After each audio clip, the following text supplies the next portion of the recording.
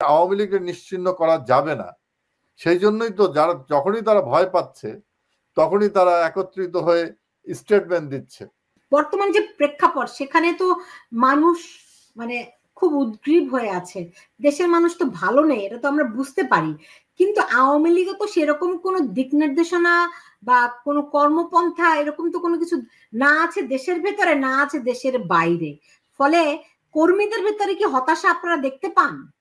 শুনেন, বাংলাদেশের বিরুদ্ধে ষড়যন্ত্র কি নতুন? আপনি জানেন যে বাংলাদেশের মানুষের মুক্তিকে ঠেকিয়ে রাখার জন্য মুক্তিযুদ্ধের সময় বিজয়কে ঠেকে ৭ম নৌবহর পাঠানো হয়েছিল। বাংলাদেশের মানুষের টাকায় কেনা খাদ্য জাহাজ ঘুরিয়ে দেওয়া হয়েছিল। বাংলাদেশের সম্ভাবনা নাই বলে হেনরি কিসিঞ্জার স্টেট ডিপার্টমেন্টকে দিয়ে স্টাডি করিয়ে বলা হয়েছিল বাংলাদেশ বটমলেস বাস্কেট, কোনো সম্ভাবনা নেই। এগুলো তো ষড়যন্ত্র, এটা ষড়যন্ত্র। একই ষড়যন্ত্র আপনার বাংলাদেশের বিরুদ্ধে করা হচ্ছে, আওয়ামী লীগের বিরুদ্ধে করা হচ্ছে। কিন্তু আওয়ামী লীগ এই ষড়যন্ত্রকে কিভাবে জয় করতে আমরা জানি। আমাদের নিজস্ব পরিকল্পনা আছে সুলতানা, আমরা সেই পরিকল্পনা নিয়ে এগোচ্ছি। আমরা শুনতে চাই, দেশের মানুষকে নিয়ে আপনাদের পরিকল্পনা। আপনি শুনবেন না, আপনি জানবেন। আপনি শুনবেন কেন? একটা দলের যে পরিকল্পনা থাকে সেই পরিকল্পনা তো মানুষ জানতে পারে, এটা তো কোনো গল্প না। আমরা জানাবো যত সময় আপনি জানতে পারবেন। আমি আপনাকে সেই মিছিলের কাফেলায় আপনি সহ গণমাধ্যমের যারা আছে আমরা তাদেরকে চাই, যারা বাংলাদেশকে ভালোবাসে, যারা বাংলাদেশ স্বপ্ন দেখে যে আমার সোনার বাংলা আমি তোমায় গাইব, সোনার বাংলা আমি তোমায় ভালোবাসি, এটা আমরা মন খুলে গাইবো, নির্ভয়ে গাইবো। আমার জাতীয় পতাকা পথ পথ করে উঠবে, যেখানে কেউ বাধা দিবে না, যেখানে আমার খেলোয়াড়দের রক কেউ কেটে দিবে না, যেখানে কোনো শিক্ষক লাঞ্ছিত হবে না, যেখানে কোনো বিচারপতিকে অপমানিত হতে হবে না, সেখানে কোনো বিচার প্রার্থীকে নির্যাতিত হতে হবে না। আমরা সেই কাফেলায় আপনাদেরকে চাই। আমরা সেই বাংলাদেশ গড়ার জন্য প্রস্তুতি নিচ্ছি এবং যথাসময় আমাদের সেই কর্মকৌশল আপনাদের সামনে দেওয়া হবে। এখন আমি আপনাকে শেষ প্রশ্ন রাখছি যে ধরেন গত 1 বছরে আপনাদের নিজেদের মূল্যায়নটা আপনারা কি করলেন? দেশের এই পরিস্থিতি কেন হলো?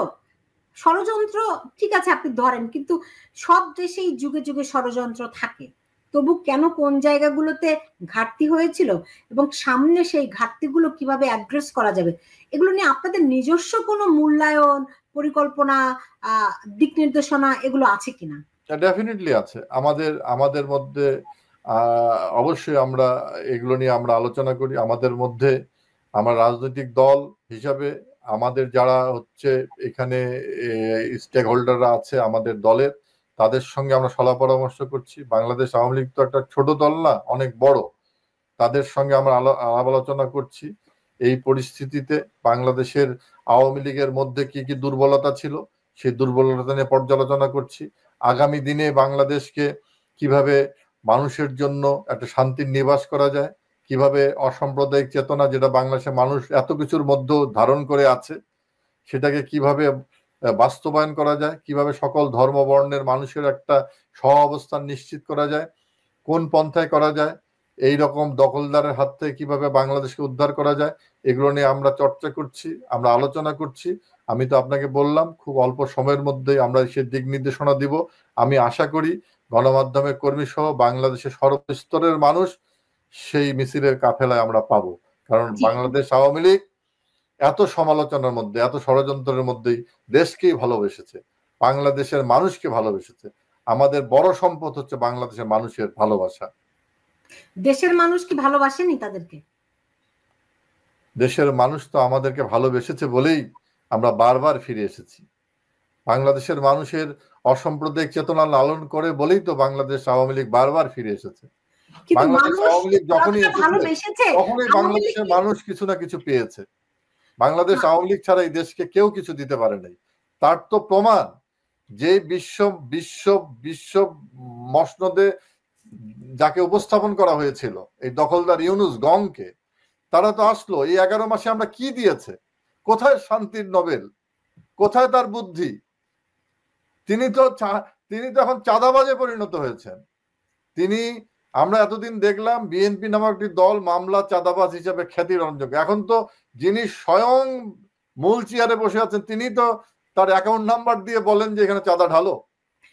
আচ্ছা খালেদ ভাই, আপনি একটু বলেন তো যে আজকে আমি দেখলাম যে আওয়ামী লীগের যে 23 বঙ্গবন্ধু অ্যাভিনিউর যে কার্যালয়টি, এটিকে এখন একটি নতুন ব্যানার টানানো হয়েছে, সেটা বলা হচ্ছে ফেসিবাদ বিরোধী একটি গবেষণাগার সামথিং এরকম একটা কিছু বানানো হবে। মানে সবকিছু ফেলে ফুলে আওয়ামী লীগ এরকম একেবারে নাই হয়ে গেল। আপনি বলছেন যে বেশিরভাগ কর্মীদেরকে গ্রেফতার করা হয়েছে, একটা আতঙ্ক তো আছে, পিটিয়ে হত্যা করা হচ্ছে, কিন্তু এই বিষয়গুলো যারা ঘটাচ্ছে তাদের ব্যাপারে আপনারা কি করবেন? দেখেন, বাংলাদেশের যে এখন দখলদার আছে তারা কি করছে, বাংলাদেশের জঙ্গিদেরকে কিভাবে এখানে প্রতিষ্ঠিত করা হবে সেই ফর্মুলা তারা তৈরি করছেন। বাংলাদেশে অপরাধীদেরকে কিভাবে প্রতিষ্ঠিত করা হবে সেই ফর্মুলা তৈরি করছেন। আচ্ছা, কিশোর গ্যাংদেরকে নিয়ে দেশ চালানো হচ্ছে। বাংলাদেশের মানুষ কি বুঝছে না? কেন আমাদেরকে কেন এই কথাগুলো বলাচ্ছেন? সাধারণ মানুষের কাছে যান আপনি, সাধারণ মানুষ কি বলে? আমরা তো বলবে যে বলছে আওয়ামী লীগ তো এইরকমই কথা বলবে, কিন্তু সাধারণ মানুষ কি বলছে? আমার কৃষক ভাই, আমার কৃষক পিতা কি বলছে? আমার শ্রমিক ভাই কি বলছে? আমার গ্রামের মায়া বোনরা কি বলছে? আমার ছাত্ররা কি বলছে? ছাত্রদের কোনো শিক্ষা আছে? ইউনিভার্সিটি কলেজ প্রতিষ্ঠানে শিক্ষা আছে? আপনাদেরকে আমরা ঢাকার রাজপথে বাংলাদেশের পথে প্রান্তরে কবে দেখতে পাবো? আমরা আছি, বাংলাদেশেই আমরা আছি, পথে প্রান্তরে আছে। আপনি যেখানেই যাবেন সেখানে আওয়ামী লীগ পাবেন। কারণ আপনি দেখেছেন, আপনি যেখানেই যে যা কিছু হচ্ছে সেখানে মাইলস্টোনে আমাদের এখানে সেই ছাত্ররা বিক্ষোভ করেছে, ওইখানেও তারা আওয়ামী লীগ দেখেছে, সচিবালয়ে আওয়ামী লীগ দেখেছে, সর্বত্র আওয়ামী লীগ দেখছে তারা। আওয়ামী লীগ নাই কোথায়? আওয়ামী লীগ সর্বত্র আছে। কাজেই কথা বললেন না, আওয়ামী লীগের বীজ বপন করা আছে সব জায়গায়। কাজেই আওয়ামী লীগের নিশ্চিহ্ন করা যাবে না। সেই জন্যই তো যখনই তারা ভয় পাচ্ছে তখনই তারা একত্রিত হয়ে স্টেটমেন্ট দিচ্ছে। কি স্টেটমেন্ট দিচ্ছে? আমরা ফেসিবাদের বিরুদ্ধে ঐক্যবদ্ধ হব। আমার সন্তান জ্বলে পুড়ে আঙ্গার হয়ে যাচ্ছে, তখন তারা ফেসিবাদের বিরুদ্ধে ঐক্য হচ্ছে। আমার সন্তান, আমার সচিবালয়ে আমার সরকারি কর্মকর্তারা লাঞ্ছিত হচ্ছে, অপমানিত হচ্ছে, তখন তারা ফেসিবাদের বিরুদ্ধে ঐক্য ঘোষণা করছেন। এই বাংলাদেশ কোথায় কোটা, কোথায় মেধার কোটা কোথায় গেল? ও আজকে তো তারা বলছে শুধুমাত্র বাংলাদেশে না, তারা দক্ষিণ এশিয়া পর্যন্ত এই আন্দোলন বিস্তৃত করতে চেয়েছে। নাহিদ ইসলাম দেখলাম এই বক্তৃতা দিয়েছে। না, তারা তো শুনেন, আমি আর কি বলবো। আপনার হচ্ছে এই দখলদার ইউনূসই তো বলেছেন, পার্শ্ববর্তী প্রতিবেশী রাষ্ট্র সম্পর্কে তারা বলেননি। এই তার যে একজন যে সঙ্গী সাথী আছে, তিনি নতুন ম্যাপ স্থাপন করেননি ফেসবুকে, আবার তিনি সরিয়ে ফেলেছেন না। তো এখন তো বাংলাদেশ তো কাদের হাতে চলে গেছে, কাদের হাতে চলে গেছে? বাংলাদেশে 18 কোটি মানুষ আছে, কোনো নিরাপত্তা নাই। যে কোনো মুহূর্তে এই বাংলাদেশে আঘাত আসতে পারে। আপনি দেখছেন মায়ানমারের সৈন্যরা ভিতরে ঢুকে বাংলাদেশে আনন্দ উল্লাস করছে। বাংলাদেশ সার্বভৌমত্ব আছে। বাংলাদেশের পররাষ্ট্রের দায়িত্বে তিনি বলছেন যে বাংলাদেশের সীমান্ত রেখার নিরাপদ না। পররাষ্ট্রমন্ত্রী বলেন, স্বরাষ্ট্রমন্ত্রী যারা আছে দায়িত্বে আছে তারা বলছেন আমাদের সীমান্ত নিরাপদ না। কোথায় সার্বভৌমত্ব? কোথায় সার্বভৌমত্ব আপনার? বাংলাদেশ এইভাবে পাগলের প্রলাপ করলে তো বাংলাদেশ সার্বভৌমত্ব থাকবে না। কারণ বাংলাদেশের সার্বভৌমত্ব যে রক্ষা করবে সশস্ত্র বাহিনী, তাকে দিয়ে তো আপনি সাধারণ মানুষকে হত্যা করাচ্ছেন, তাদেরকে দিয়ে তো সাধারণ মানুষকে গুলি চালাচ্ছেন, তাদেরকে দিয়ে তো আনসার ভিডিপি পুলিশের কাজ করাচ্ছেন। সার্বভৌমত্ব থাকবে কোথায়? কোনো মর্যাদা আছে? বাংলাদেশের সেনাবাহিনীর যে মর্যাদা, সে মর্যাদা যে ভুলণ্ডিত করা হয়েছে। খালিদ মাহমুদ চৌধুরী, যদি আমাকে একটু খুব সুনির্দিষ্ট করে বলতেন। দেখুন, এ কথা তো সত্য, ধরেন এস আলমের বিরুদ্ধে অনেক অভিযোগ আছে, এরকম অভিযোগ তো আমার বিরুদ্ধেও আছে, তা আপনাকে তো আমার বিরুদ্ধে অভিযোগটা প্রমাণ করতে হবে। আপনার তো এই মামলা দিয়েছেন শত শত, মামলার আগেই তো আপনি জাজমেন্ট দিয়ে দিচ্ছেন। আপনি জাজমেন্ট যদি দিয়ে দেন আগে, আমি এই সরকারের যে অভিযোগ আমি সেগুলো বলছি না। আপনি আলমের বিরুদ্ধে যদি কোনো অভিযোগটার প্রমাণ করেন, আমরা তো শাস্তি চাই।